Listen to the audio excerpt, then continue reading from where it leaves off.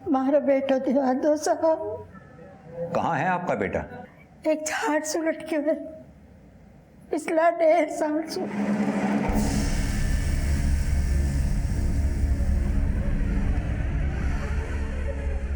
झाड़ से? जी साहब, झाड़ से।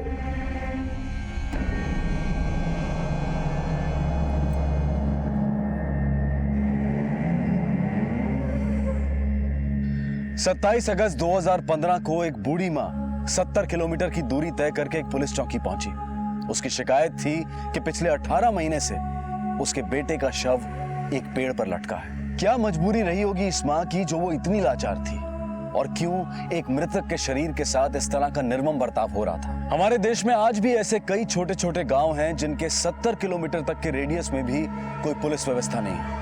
और जाहिर सी बात है कि जहां कानून व्यवस्था नहीं होती है वहां पर लोग अपने कानून खुद बना लेते हैं, और ऐसा ही कुछ हुआ इस बूढ़ी मां के साथ भी।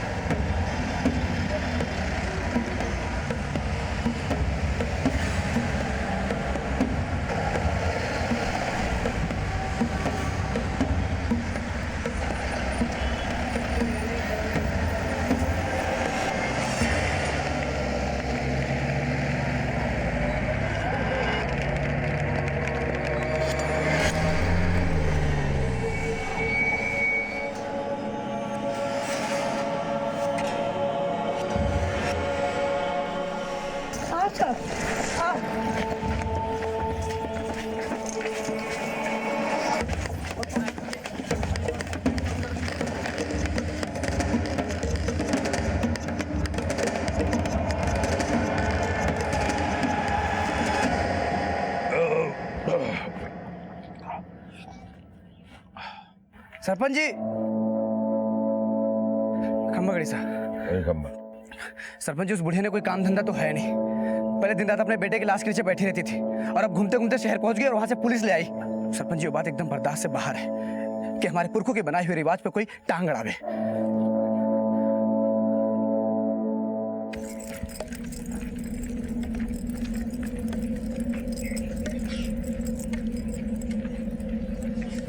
यो साहब, मारो कांजी।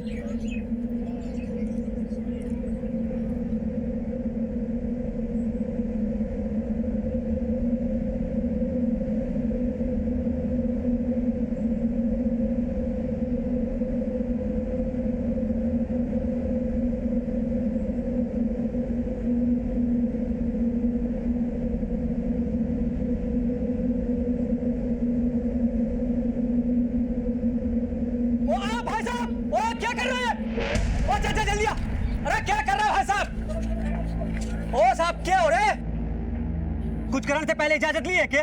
आप कौन? बड़े भाई लागिसु में इसका भाई से।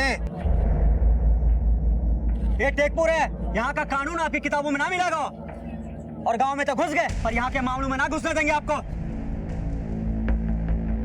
गांव को मान लो। अरे यो मारो बेटो तो, कांजी मारो बेटो तो, चारो भाई तो यो। साहब, मारो बेटो चावे। 9 महीना तक अपना खून से इन बेटा ने पालियो। आज 18 महीना से यो पेड़ पे टंग रहे छे। सब लोग अपना रास्ता भूल गया, अपनो रिश्तों कांजी से भूल गया। अरे रिश्तों से बड़ा होया रिवाज, हाँ? 1-2 रिश्तों की अहमियत कोई नहीं को। और तू इन सब मामलों में मत पड़। बोल दे रहा हूं मैं तेरे को, तू कुछ मत कर। कौन न चालू मैं, मारो बेटो छो।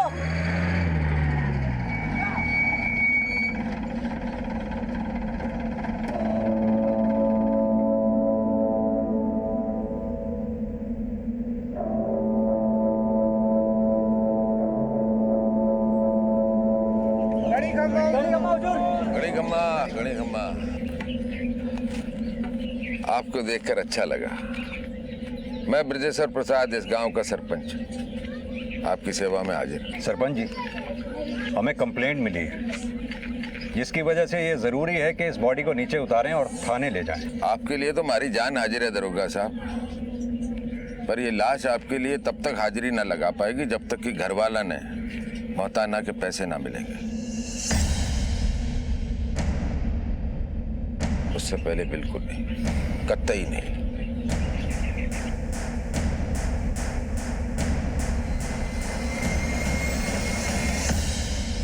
मौताना यानी मौत का मुआवजा। मौताना राजस्थान के भील समुदाय की बनाई हुई एक ऐसी प्रथा थी जिसमें अगर मजदूरी करते वक्त किसी की मृत्यु हो जाए तो उस जमीन के मालिक को मरने वाले के परिवार को हर्जाना देना पड़ता था। लेकिन समय के साथ इस परंपरा ने एक भयानक रूप ले लिया। अब मृतक के शरीर का अंतिम संस्कार तब तक नहीं किया जाता जब तक उसका हर्जाना वसूल नहीं हो जाता, और इसके लिए तरह तरह के हथकंडे अपनाए जाते हैं। आज जहां एक तरफ हम डिजिटल इंडिया की बात करते हैं, ग्लोबलाइजेशन की बात करते हैं, वहीं दूसरी तरफ आज भी हमारे देश में ऐसे कई गांव और प्रांत हैं जो रूढ़िवादी और झूठी परंपराओं की बेड़ियों में जकड़े हुए हैं, और मौताना भी एक ऐसी ही प्रथा का नाम है। कांजी के भाइयों को भी मौताना से मिलने वाली रकम का इंतजार था, लेकिन इस बार ये इंतजार 18 महीने का हो चुका था। कि कांजी की मौत कैसे हुई? नशेड़ी था, नशे की हालत में क्या कुछ कर जाता था कुछ पता नहीं चलता था। नशे और परेशानी ने उसे खुदकुशी करने पर मजबूर कर दिया। अब मैं एक माँ की परेशानी न्यू अच्छी तरह से समझे हूँ, पर क्या करूँ? पुरखों की पुरानी परंपरा है, कैसे तोड़ूं? ये सब झूठ बोले हैं साहब। हमारा बेटा ने खुदकुशी को नहीं करी। आप गांव के सरपंच हैं, आपको तो कम से कम कानून की समझ होनी चाहिए। उल्टा आप इन लोगों का साथ दे रहे हैं, बढ़ावा दे रहे हैं, कानून तोड़ रहे हैं। अब जिस कानून की बात कर रहे हो ना दरोगा साहब, वो यहाँ से 70 किलोमीटर दूर आपकी चौकी पर खत्म हो जाता है। ये हमारे बाप दादाओं ने अपने हाथों से ये गांव बसाया है, और इस गांव के अंदर उनका ही कानून चलता आया है, उनका ही कानून चलता रहेगा। अगर आपको पकड़ना ही है ना तो जाओ उस जाकर रतन को पकड़ो। रतन? ये रतन कौन है? अरे वही कमीना जिसकी वजह से कांजी मारा गया। वो उसी के खेता में काम करता था।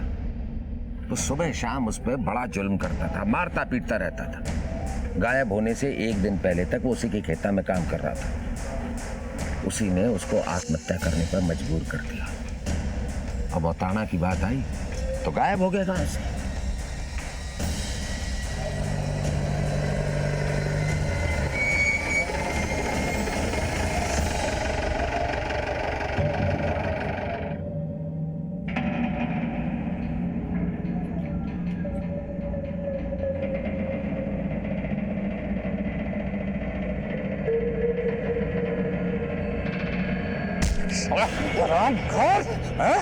साले काम चोर पीछे किस बात के लेता है? सोने के? आज मैं तन्ने तब तक मारूंगा जब तक थारे बदन से खून और आंखों से नींद दूर ना हो जाए।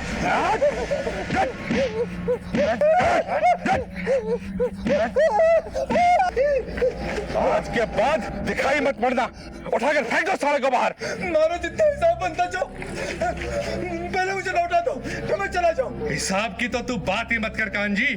तने जितना हमारा नुकसान करवाया है ना, उल्टे भारे पीछे थारे पे निकलेंगे। मालिक, जितना मेरा पैसा बनता चल उतना ही मांग रहा हूँ, नहीं तो मरबा के बाद मेरी लाश दे देना पड़ेगा। यही वजह थी कि कांजी ने खुदकुशी कर ली। परिवार चलाना मुश्किल था, कर्ज में दबा हुआ था, और रतन के जुल्मों को कब तक सहता। ये रतन मिलेगा कहाँ?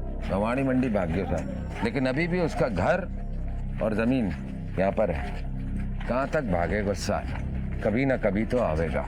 और जब तक रतन खुद आकर के पैसे मतलब मौताना नहीं देता तब तक लाश ऐसी टंगी रहेगी पेड़ पे। ये तो हमारे गांव का रिवाज है। एक रिवाज हमारा भी, हम भी गलत काम करने वाले को ऐसे ही लटकाते हैं फांसी पे। ये कांजी के साथ जो कुछ भी हो रहा है ना, वो गलत है।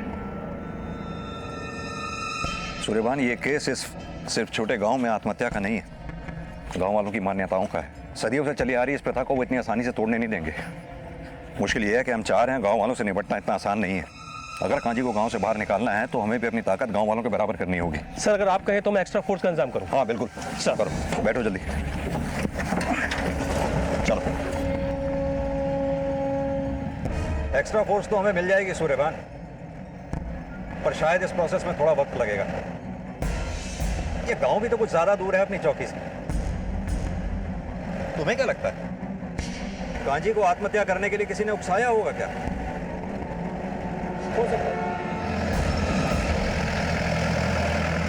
साहब जी, कांजी मोटी चमड़ी का था, ऐसा हो ही नहीं सकता कि उसने आत्महत्या की हो। कांजी को जरूर किसी ने मारा है और साहब बलि का बकरा मन्ना बना दिया, इसीलिए मैंने गांव छोड़ना पड़ा। आप इतने यकीन के साथ कैसे कह सकते हैं कि कांजी को किसी ने मारा ही होगा? जब मैंने कांजी को नौकरी से निकाला तब वो 1 महीने तक गायब था। मैंने सोचा उसने किसी और जगह काम पकड़ लिया होगा और रात दिन दारू पीकर वहीं पड़ा रहता होगा। पर साहब जी, अचानक उसके बारे में एक दिन एक खबर मिली।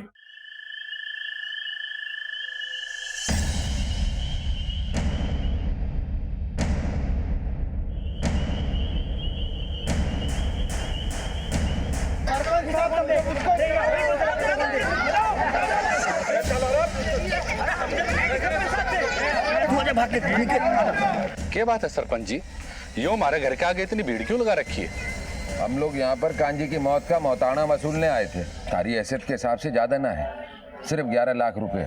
मारे से किस बात का मोताना? ना यो कांजी हमारे यहाँ काम करे था और ना इसकी लाश हमारी जमीन से मिली है। अरे क्यों झूठ बोले से रतन, मन्ने अच्छे तरीके से मालूम है कि कांजी तारे खेतों में 1 महीने पहले काम करता था और जिस दिन तूने उसको मार पीट के निकाला उस दिन से वो गायब है। तन्ने मार दिया कांजी को रतन, तारी मार की वजह से उसने आत्महत्या कर ली और उसने जो कुछ भी कहा था तन से वो मन्ने अच्छे से मालूम। और तू ही मौत का जिम्मेदार है कांजी का, और 11 लाख रुपए तन्ने ही देने पड़ेंगे रतन। मैं 1 रुपये को नहीं दूं। थे कान खोल के सुन दो सरपंच जी, कांजी को 1 भी पीसो मारे ऊपर कौन नहीं निकले, बात खत्म। साहब जी, एक बोरी में खुद को बांध के फिर एक पेड़ से लटक कर कौन मरता है? और जहां कांजी की लाश मिली वहां उसकी लाश 1 दिन पहले तक क्यों नहीं थी? और अगर उसी दिन वो लाश उस पेड़ तक पहुंची तो कांजी 1 महीने तक कहां था? साहब जी, ये 100% मर्डर है। ये लोग मुझे फंसाकर हमारा रुपया लूटना चाहते हैं और ये रुपया 4 लोगों में बटेगा, पंचायत, कांजी की घरवाली और उसके 2 भाइयों में। साहब जी, हो ना हो इनमें से ही मारा किसी ने कांजी को। रतन के बयान ने इस केस को एक नया मोड़ दे दिया, क्योंकि मुआवजे की रकम हत्या का प्रमुख कारण लग रहा था। इसलिए उस रकम के जितने भी दावेदार थे पुलिस ने उन सब की छानबीन शुरू कर दी। साहब, ये सब पन्ना के कारण हुआ है। मेरा बेटा कांजी पन्ना को बहुत प्यार करता था, पर शायद ये सब पन्ना के लिए काफी नहीं था। अगर वो भी चाहती तो क्या अपने पति को 18 महीने तक एक झाड़ से लटका रहने देती?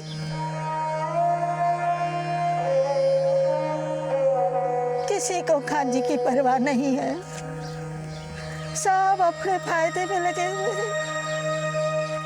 कांजी को ऊपर लटकाने में कई लोगों के ईमान नीचे गिरे हैं। कांजी की माँ को कांजी की पत्नी पन्ना पे डाउट है। रतन ने भी इशारा पन्ना की तरफ किया था। ये पन्ना का मामला कुछ ज्यादा ही उलझा हुआ लग रहा है।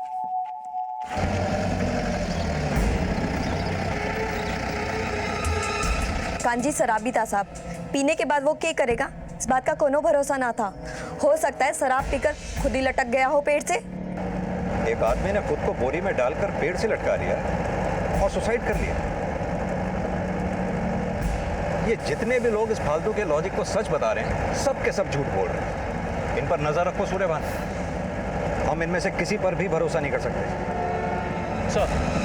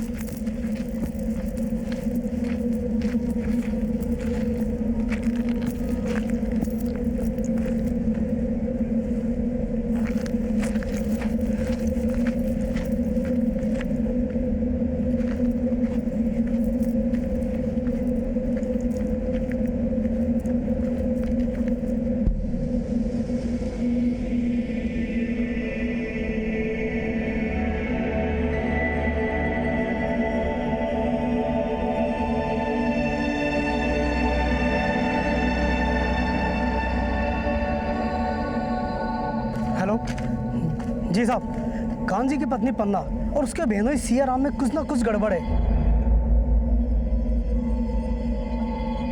जी साहब, मैंने अपनी आंखों से देखा है। ठीक है,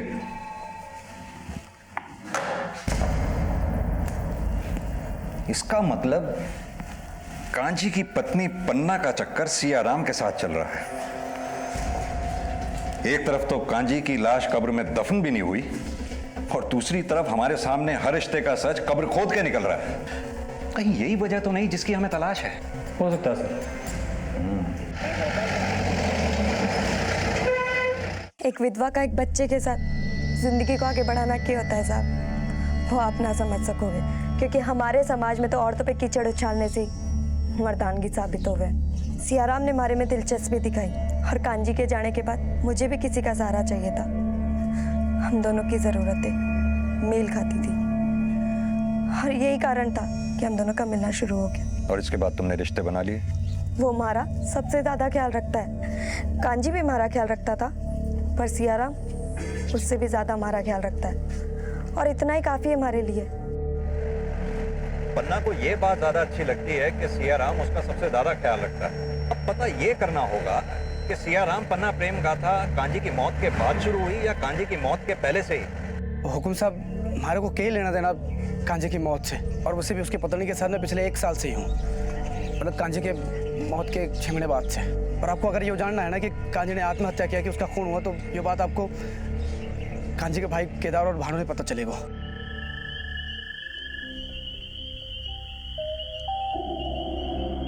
क्योंकि लाश सबसे पहले उन्होंने देखी हो और उन्होंने बोलियो गांव वालों ने कि कांजी ने आत्महत्या कर लियो। हाँ साहब, सबसे पहले भानु और केदार ने देखा था, उन लोगों ने फिर हम सबको बताया, फिर हम लोग लाश लेकर रतन के घर गए मोताना मांगने। भानु और केदार दोनों के ऊपर बहुत कर्ज है साहब। कांजी 19 था तो ये दोनों भाई 20।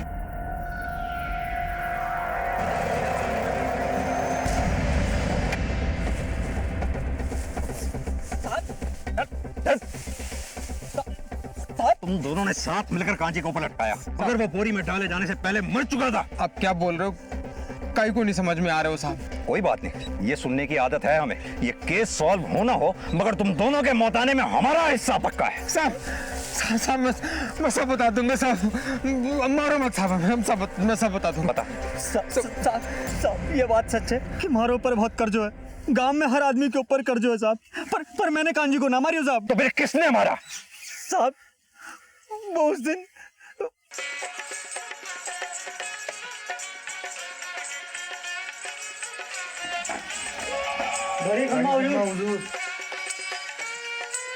कांजी को 3 दिन से कोई पता ना है। तमाया बात करके गए थे। तमाया बताओ सरपंच जी। तारा भाई मिल जावे को, पहले हमारे साथ चलो, हमारे कुएं ने साफ करके आओ। चलो चलो ठीक है, चलो।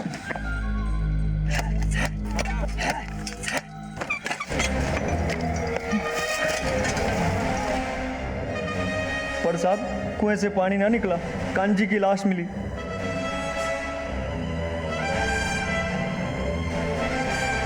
सरपंच ने हमें कहा कि ये लाश हमारी सारी मुसीबतों ने ख़त्म कर सके है। हमें भी लग गया कि शायद हमारी किस्मत को इसी लाश की तलाश थी। मोताना के पैसे से सारे कर्ज दूर हो जाते साहब। हमने कांजी की लाश को एक बोरी में डाल दियो और रात में उस पेड़ के पास ले जाके हमने उस पेड़ से लटका दियो साहब। सूर्यभान, लाश सरपंच के कुएं के पास मिली। हो सकता है पहले सरपंच ने कांजी को मारा और फिर अपने कुएं के आसपास दफना दिया, और फिर इन दोनों भाइयों को उसने जानबूझकर कुएं की सफाई के लिए बुलाया, और जब सफाई के दौरान इन दोनों को कांजी की लाश मिली तो उसने इन्हें अपने प्लान में शामिल कर लिया। पर कांजी और सरपंच में कनेक्शन क्या हो सकता है? हमारे प्राइम सस्पेक्ट थे सरपंच, ये 2 भाई और कांजी की पत्नी पन्ना। बाकी सबका तो पता चल गया, बची पन्ना। तो चलो अब पन्ना के भी पन्ने खोल डालते हैं। चलिए, हमने पिछले 2 साल के सारे गड़े मुर्दे उखाड़ डाले। कांजी की लाश भी हमें सरपंच के कुएं में दबी मिली, जिसे बोरी में डालकर आत्महत्या का रूप दे दिया गया। देखो पन्ना, देर सवेर हमें सारी बातें पता चल ही जाएंगी, इसलिए अगर कुछ छुपा रही हो अभी भी वक्त है। कांजी की जिंदगी सिर्फ 2 ही चीज़ों पे चलती थी साहब, पहला दारू और दूसरा कर्ज।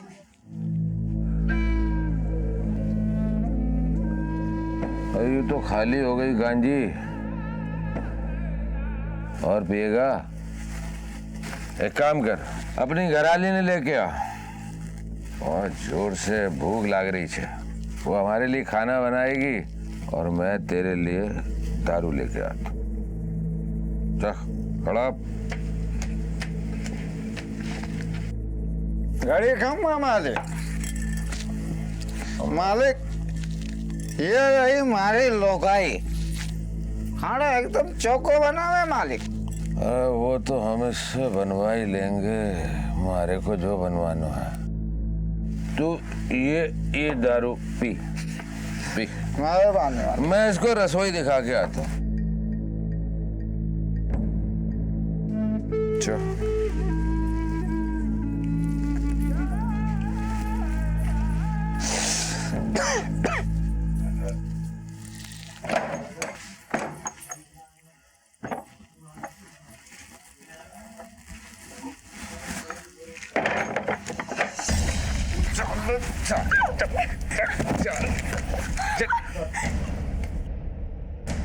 अगले दिन जब कांजी को सब समझ में आया, वो सीधा सरपंच के घर उससे लड़ने पहुंच गया।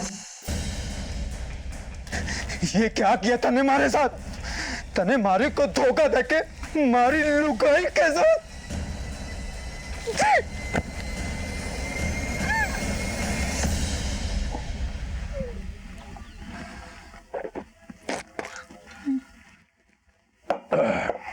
देख, अरे तारे को बोला तो था कि मन्ना भूख लगी है, और ऐसे वक्त पे किस चीज की भूख लग सकती है बता?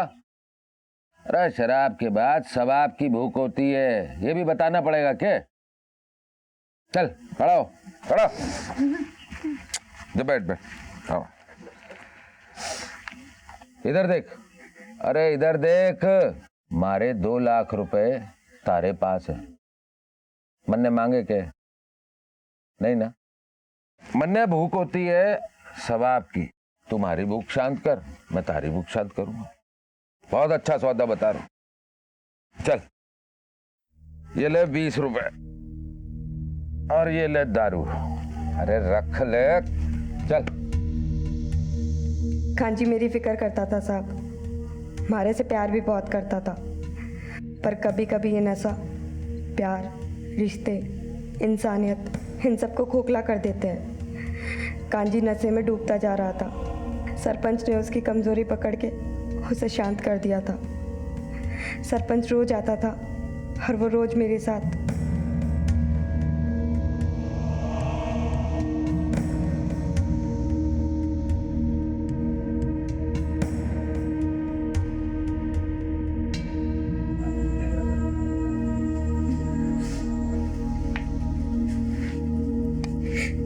हम जात से भी छोटे और पैसे से भी गरीब है साहब। कई महीनों तक ऐसा चलता रहा, पर जिस दिन कांजी गायब हुआ उसके ठीक 2 दिन पहले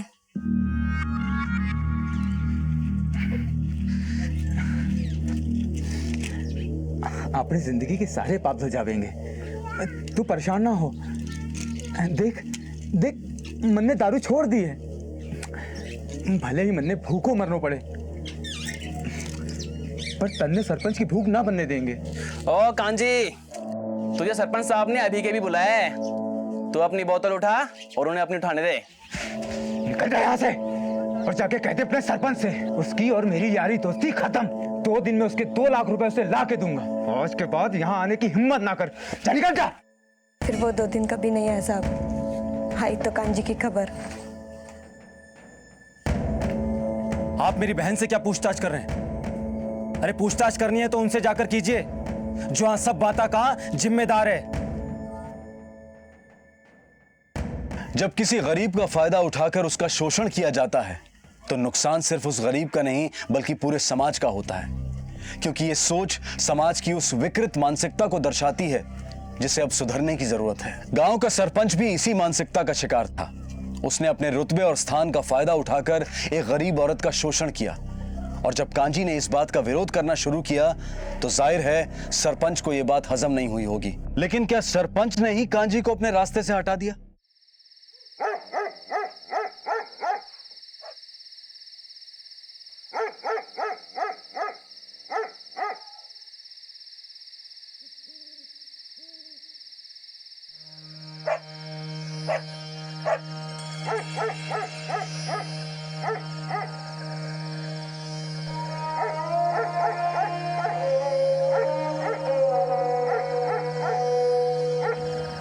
काजी बेटा, लालच के आगे सारा रिश्ता मर गया है।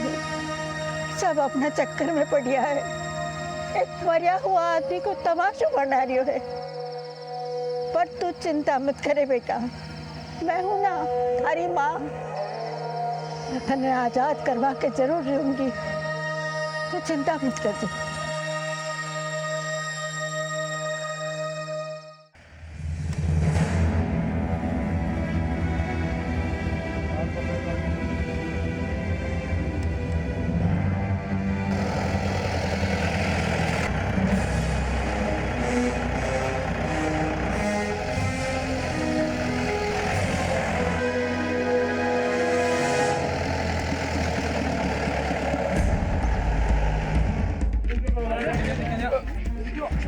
पीछे करो इसको, पीछे करो, पीछे करो, पीछे करो।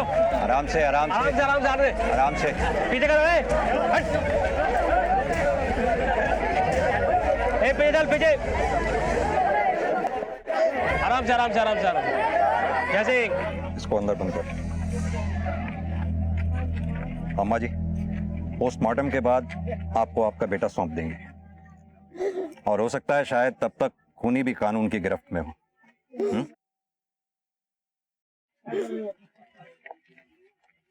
कानून के हाथ तुम्हारे खोखले रिवाजों से ज्यादा मजबूत होते हैं सरपंच। सूर्यभान, सरपंच के लिए पंचायत बैठाओ, उठा के ले जाओ इसे। हमें गड़े मुर्दे उखाड़ने के लिए कुएं की जरूरत नहीं पड़ती सरपंच। ले जाइए। चलो।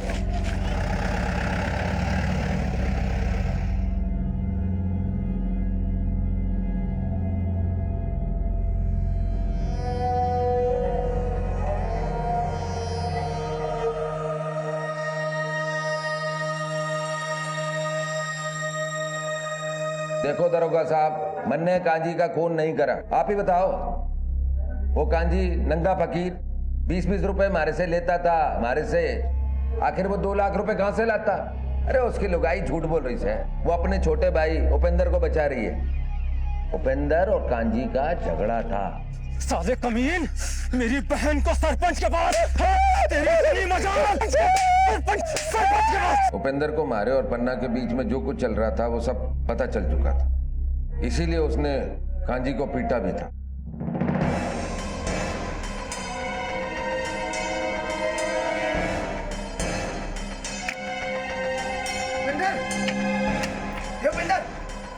अबे सारे तो पत्तों घेरो यहाँ पे, मुझे सारे को सारे गांव में ढूंढने से भाग दो, लठ मारी को कहाँ भागो चलेंगे? अरे बता क्या लग गया?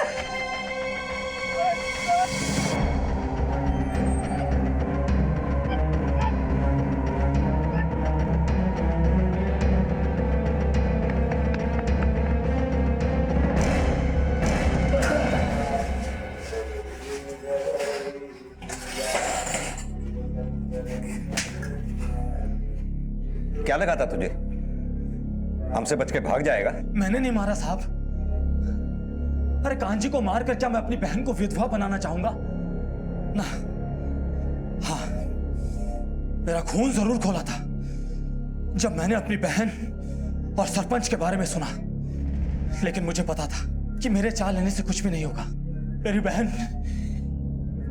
एक दलदल में फंस चुकी थी सिर्फ कांजी की वजह से, इसलिए मैंने उससे बात करना बंद कर दिया। गायब होने के ठीक 2 दिन पहले कांजी मेरे पास आया।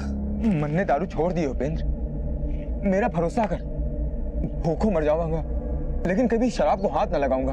मन्ने कसम खाई है, 2 दिन में 2 लाख रुपए का इंतजाम हो जाएगा। मैं जाके सरपंच को लौटा दूंगा। अब पन्ना को वहां जाने की कोई जरूरत नहीं। भरोसा कर मुझ पे, विश्वास कर मुझ पे।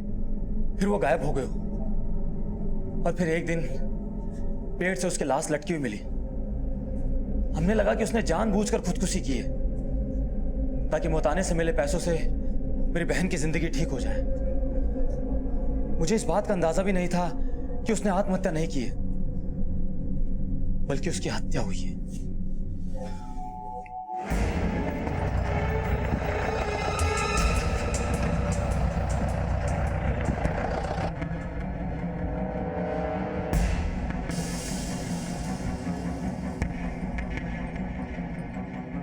सूर्यवान, हो सकता है कांजी यहाँ किसी से 2 लाख रुपए लेने आया हो और उसे मार दिया गया हो। सकता है। सर, कांजी की ऑटोप्सी रिपोर्ट आ गई है। स्कल पे क्रैक है। कांजी के सर पे किसी ने वार किया था। मर्डर वेपन भारी या नोकीली चीज, हथौड़ी या उसके जैसे कोई और चीज सर। एक काम करो, कांजी के आगे पीछे ऊपर नीचे जितने भी लोग उसके साथ जुड़े हुए हैं सभी के घर में छापे मारो। इन्हीं में से किसी के घर में से मर्डर वेपन हाथ लगेगा और मर्डर वेपन हाथ लगते ही हमारे सारे सवालों के जवाब मिल जाएंगे। एक बात और, कांजी की जिस दिन मौत हुई उससे जुड़े सभी लोगों के कॉल डिटेल्स चेक करो। यहां तक कि अगर गांव में पीसी और लैंडलाइन जो भी है चेक करो, उस दिन की सारी कॉल डिटेल्स। यकीन मानो हम केस को सॉल्व करने के बहुत करीब हैं सूर्यभान।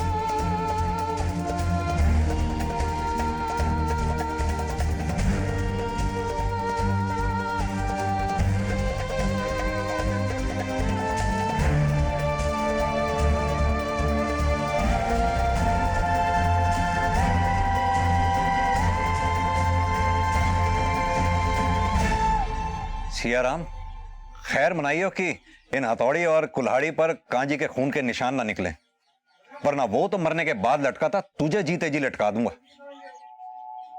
चलो सूर्यभान। सर, रिपोर्ट आ चुकी है। लोहार के यहां से मिले कुल्हाड़ी के हैंडल पे ब्लड ट्रेसेस मिले हैं जो कांजी के डीएनए से मैच करते हैं सर। क्या?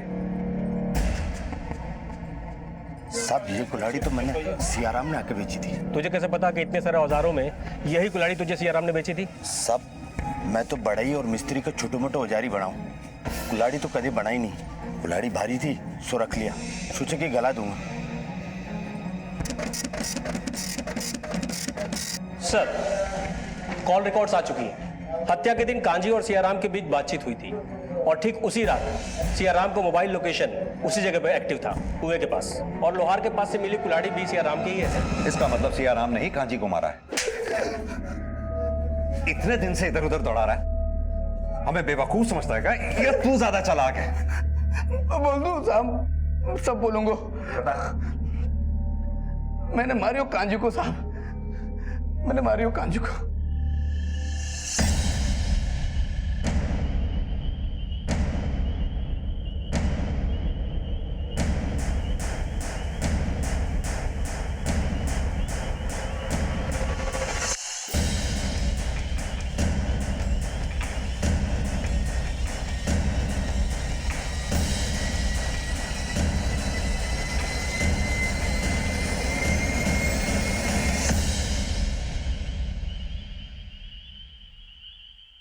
भाइयों, नरेंद्र की लाश लक्ष्यराज की जमीन पर मिली से।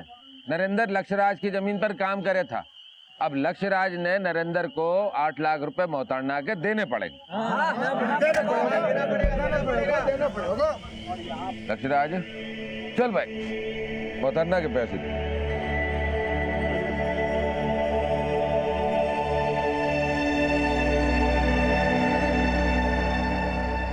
देख, मैंने सब पता है सियाराम, तूने खुद ही मारा है नरेंद्र ने, ताकि उसकी मौत का मोहताड़ा वसूल सके। जंगल के पास देखा मैंने तने, लच्छाराम की जमीन के पास अपने भाई को ठिकाने लगाते हुए। देख कांजी, मैं तारा जीजा हूं यार, क्यों फंसाना चाहता तुम्हारे? जीजा है इसीलिए अभी तो कुछ नहीं बोला और चुप रहा। खींचिए रकम हमारे से बोल। मोहताड़ा की रकम में से 2 लाख रुपए। और वैसे तू घणो समझदार है।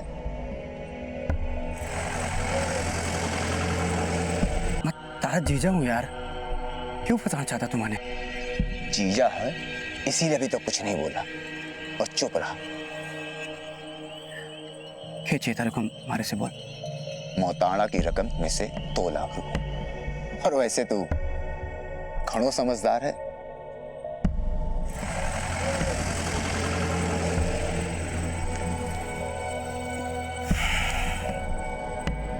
समझदार दिमाग खड़ा हूँ कांजी। हेलो कांजी, तो बात सुन, काम कर पुरानी बावड़ी के पास में, देता हूँ तारे को 2 लाख।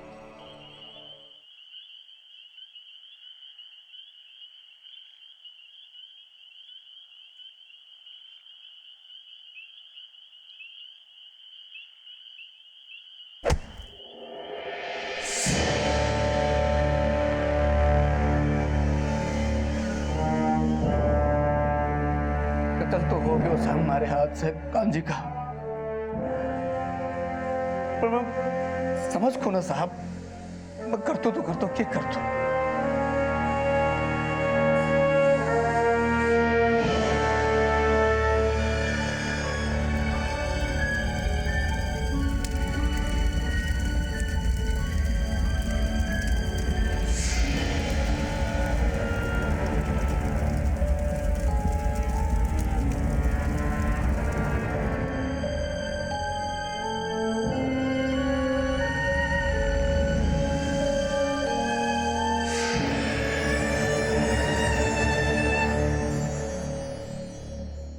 हमारा देश अपनी पौराणिक कथाओं, संस्कृति और रीति रिवाज के लिए जाना जाता है और ये रीति रिवाज समाज और इंसान की भलाई के लिए बनाए गए थे। लेकिन आज कुछ लोग लालच में आकर अपने फायदे के लिए इन्हीं प्रथाओं का गलत उपयोग करने लगे और यही वजह है कि मौताना जैसी प्रथाएं आज एक व्यवसाय बन गई। यहाँ तक कि लोग अपनी आपसी रंजिश और दुश्मनी को निकालने के लिए भी मौताना का इस्तेमाल करने लगे हैं। मौताना की शुरुआत गरीब परिवारों की आर्थिक सहायता के लिए हुई थी, लेकिन आज मौताना जैसी प्रथाएं हमारे देश को दीमक की तरह खोखला कर रही है। राजस्थान हाईकोर्ट ने यह आदेश दिया था कि फरवरी 2015 तक अगर इन कुप्रथाओं की समस्याओं से निपटने के लिए राजस्थान सरकार ने कोई नया कानून लागू नहीं किया तो राजस्थान को एक पिछड़ा हुआ प्रदेश घोषित कर दिया जाएगा। लेकिन दुर्भाग्यवश आज भी ऐसे कई गांव हैं जहां पर इन प्रथाओं का चलन है। सियाराम को आईपीसी की धारा 302 के तहत हत्या के लिए, 201 के तहत सबूत मिटाने के लिए, 203 के तहत जांच को भटकाने के लिए और धारा 120 के तहत षड्यंत्र रचने के लिए अरेस्ट किया गया है। सरपंच को आईपीसी की धारा 201 और 203 के साथ साथ धारा 376 के तहत बलात्कार के जुर्म में भी अरेस्ट किया गया है। सियाराम को जो सबक मिला वो हम सब के लिए सीख है कि जुर्म का सहारा लेकर कभी भी अपने लालच को पूरा नहीं किया जा सकता, क्योंकि इससे एक नहीं बल्कि कई जिंदगियां बर्बाद हो सकती हैं। आपसे फिर मुलाकात होगी अगले एपिसोड में एक और चौंका देने वाले केस के साथ। तब तक अपना ख्याल रखें और देखते रहें क्राइम पेट्रोल। सबक एक को, सीख हम सबको। जय हिंद।